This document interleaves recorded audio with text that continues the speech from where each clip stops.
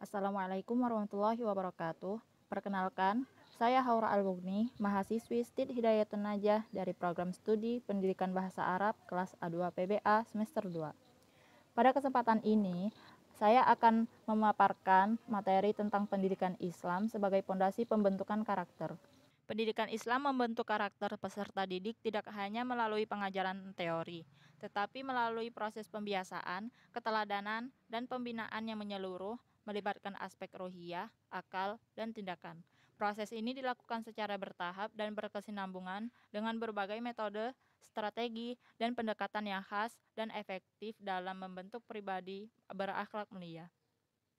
Adapun strategi pendidikan Islam yang efektif, yang pertama, integrasi nilai Islam dalam kurikulum. Yang kedua, kegiatan keislaman harian dan mingguan.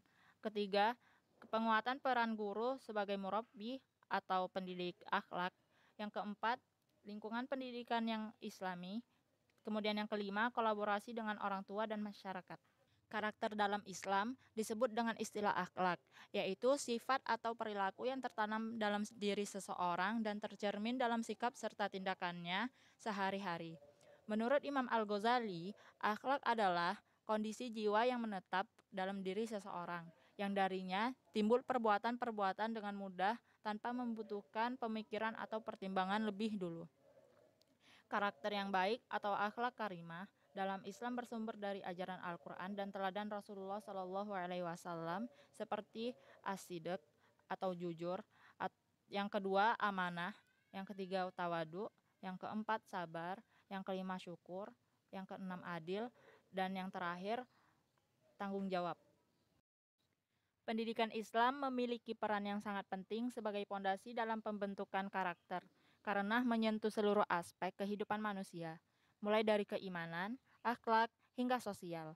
Dalam konteks ini, pendidikan Islam bukan sekedar proses transfer ilmu, tetapi merupakan usaha pembinaan akhlak dan kepribadian manusia secara menyeluruh dan berkelanjutan.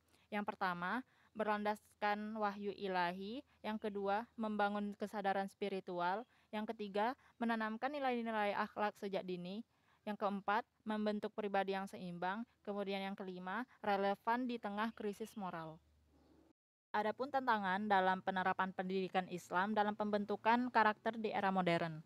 Yang pertama, arus globalisasi dan budaya barat. Masuknya budaya asing melalui internet, media sosial, film dan musik seringkali bertentangan dengan nilai-nilai Islam. Dampaknya, generasi muda lebih mudah terpengaruh gaya hidup bebas, hedonisme, dan individualisme. Solusinya adalah yang pertama, perkuat identitas keislaman melalui pembinaan iman dan akhlak. Yang kedua, terapkan filter nilai islami terhadap konten media dan budaya luar. Yang ketiga, gunakan media dakwah kreatif seperti YouTube Islami, podcast, dan konten edukatif digital. Kemudian tantangan yang kedua, krisis keteladanan dari tokoh dan lingkungan. Minimnya teladan dari guru, orang tua, dan tokoh publik yang mencerminkan nilai-nilai akhlak Islam. Dampaknya, peserta didik kehilangan panutan yang konkret untuk diteladani. Solusinya adalah, yang pertama, bangun keteladanan nyata dari guru, ustadz atau ustazah, dan orang tua. Kemudian yang kedua, libatkan tokoh masyarakat berintegritas sebagai motivator pendidikan karakter. Kemudian yang terakhir, adakan pelatihan pembinaan akhlak bagi pendidik. Tujuan dari pembelajaran ini diharapkan untuk semua peserta didik mampu menjelaskan pengertian pendidikan Islam dan karakter menurut perspektif Islam. Yang kedua, memahami urgensi pendidikan Islam sebagai dasar utama dalam pembentukan karakter manusia. Kemudian, mengidentifikasikan strategi dan pendekatan yang digunakan dalam pendidikan Islam untuk membentuk karakter. Kemudian, menganalisis tantangan yang dihadapi dalam penerapan pendidikan Islam di era modern serta solusi yang tepat. Kemudian yang terakhir, menerapkan nilai-nilai pendidikan Islam dalam kehidupan sehari-hari untuk membentuk karakter yang baik dan bertanggung jawab.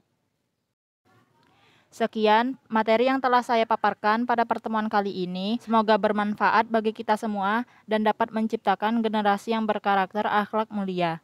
Saya mohon maaf sebesar-besarnya jika ada kesalahan dalam perkataan baik lisan maupun tulisan. Saya akhiri. Wassalamualaikum warahmatullahi wabarakatuh.